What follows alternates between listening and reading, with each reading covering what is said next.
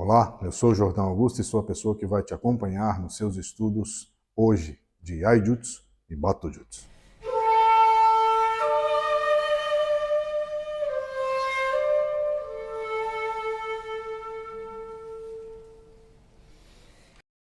Algumas diferenças são muito importantes dentro das considerações técnicas quando nós vamos executar uma técnica relacionada ao Iaijutsu ou ao Batojutsu.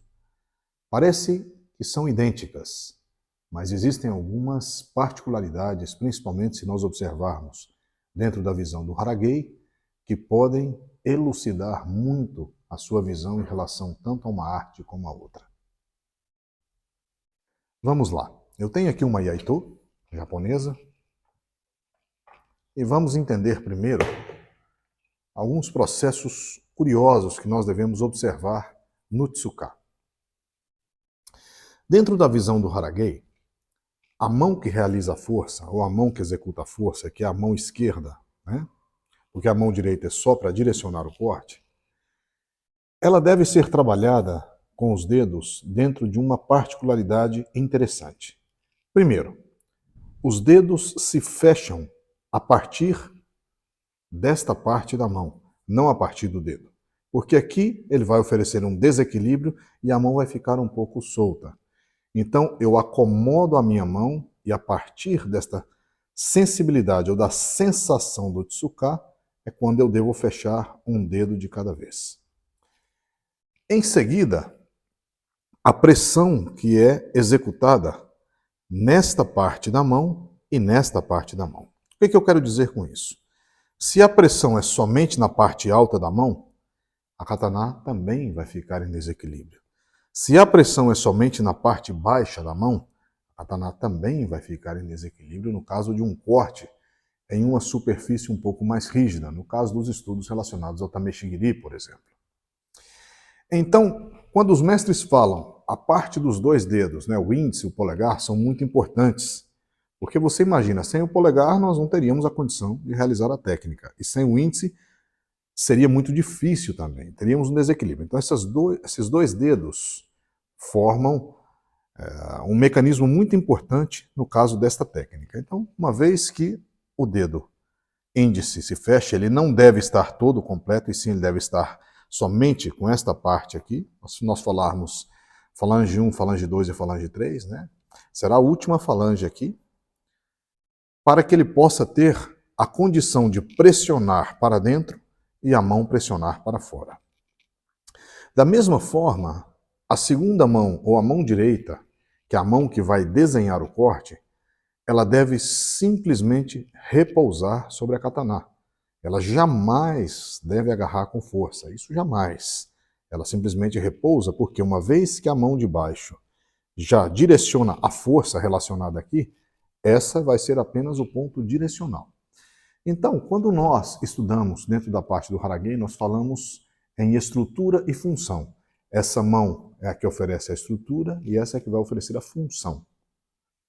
Essa mão vai ser o fundamental e essa mão vai ser a essencial. O fundamental te leva ao essencial, não pode ser o contrário. O essencial é que o corte seja perfeito e bem direcionado. Então essa mão, a direita, é a mão que vai cuidar da parte essencial. E a mão esquerda vai cuidar da parte fundamental, ou seja, a parte estrutural e a parte funcional. Uma vez que eu tenho isso bem claro, eu vou estabelecer uma diferença entre os movimentos relacionados ao Batojutsu e ao Iaijutsu. Como? No caso do Batojutsu, principalmente estudado na nossa escola, todas as técnicas têm como fundamento defender-se ou cortar o inimigo no momento do saque.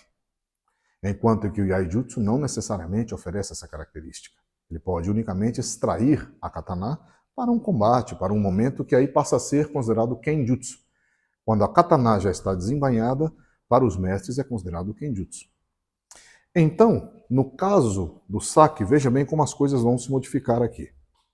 Enquanto que no corte, esta mão é o fundamental e esta mão é o essencial, no caso do saque da katana, esta mão vai ser o fundamental e a mão da sayá vai ser o essencial.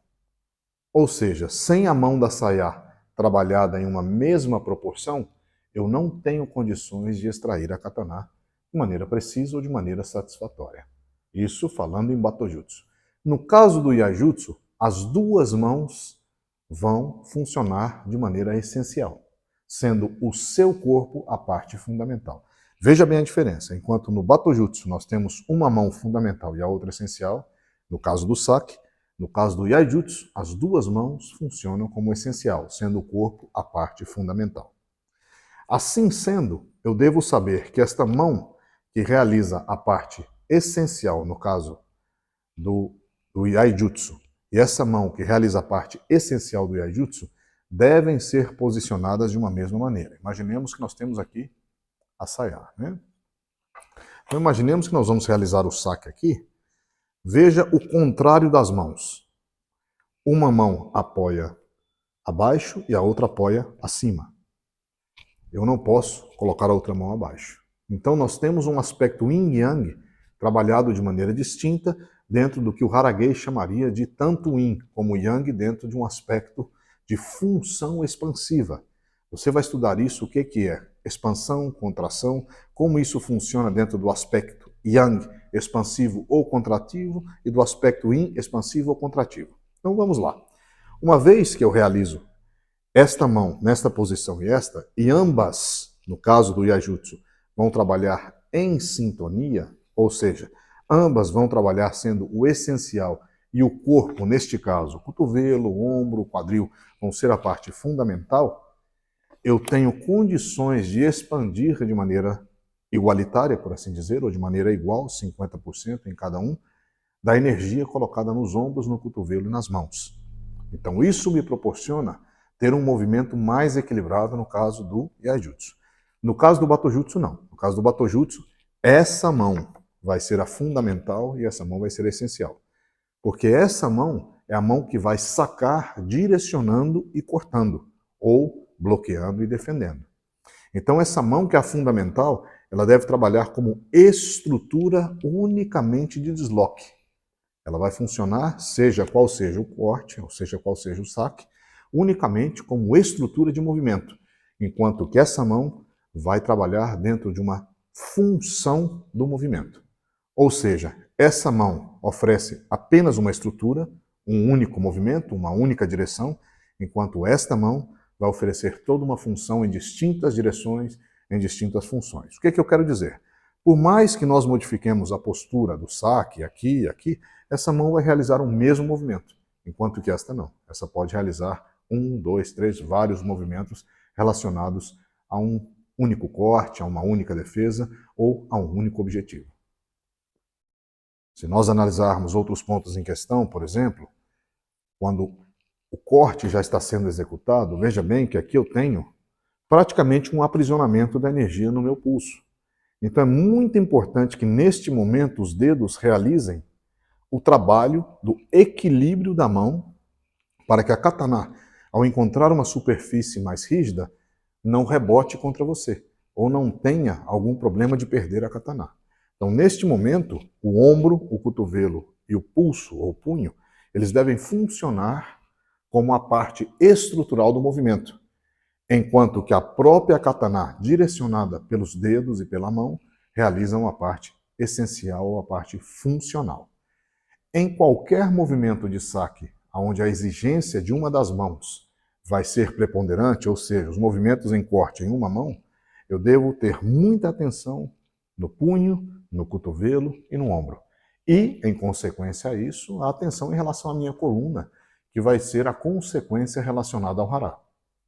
Se eu levo outro aspecto em consideração, quando o braço está fechado, no caso de algum saque ou um corte, eu tenho que saber que existe uma alteração na energia estrutural e, em consequência, na energia tensional. Você vai estudar o que é isso, o que é tensão e energia. Nós falamos em manancial, afluente, receptor, e tem muito a ver também com a parte da medicina que nós estudamos. Então, uma vez que eu realizo este movimento, né, o braço em flexão e o braço em extensão, eu devo saber que se o braço está completamente estendido, da mesma forma que existe uma alteração da energia na flexão, vai existir também uma alteração da energia em completa extensão. E vai existir também uma fragilidade no movimento, caso este movimento vá de encontro a alguma superfície um pouco mais dura, um pouco mais rígida, no caso de um corte de um bambu, por exemplo. Né? Então, os mestres falam aqui nos elementos. Nós temos os elementos relacionados fogo, água, ar, terra, madeira e metal, também nas pegadas relacionadas a kataná. Nós vamos estudar isso mais adiante nas nossas próximas aulas. Essa aula de hoje foi apenas para você entender que existem outras profundidades, existem outros estudos que estão por trás de um único movimento, de um único corte ou um único saque que você vê às vezes em um vídeo, tá bom? Eu te vejo na próxima aula.